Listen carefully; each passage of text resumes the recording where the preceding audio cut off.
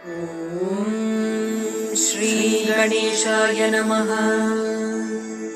अस्य श्रीचण्डीकवचस्य ब्रह्मा ऋषिः अनुष्टुप् छन्दः श्रीचामुण्डा देवता अङ्गन्यासोक्तमातरो बीजम् दिग्बन्धदेवतास्तत्त्वम् श्रीजगदम्बा प्रीत्यर्थे जपे विनियोगः।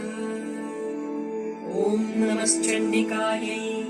मार्कण्डेय उवाच यद्गुह्यम् परमम् लोके सर्वरक्षाकरन् नृणाम् यन्न कस्यचिदाख्यातम् तन्मे ब्रूहि पितामह।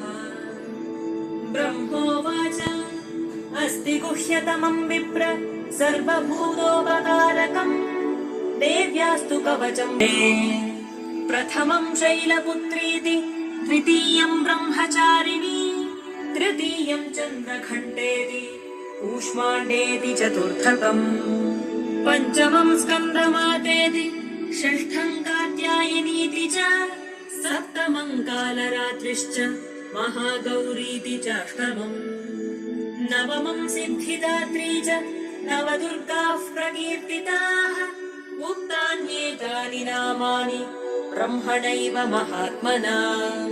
अग्निना दह्यमानस्तु शत्रुमध्ये गतोरणे विषमे दुर्गमे चैव हयार्ताः शरणम् गताः न तेषाम् जायते किञ्चित् अशुभम् रणसङ्कटे नापदम् तस्य पश्यामि शोकदुःखभयम् न हि। यैस्तु भक्त्या स्मृता नूनम्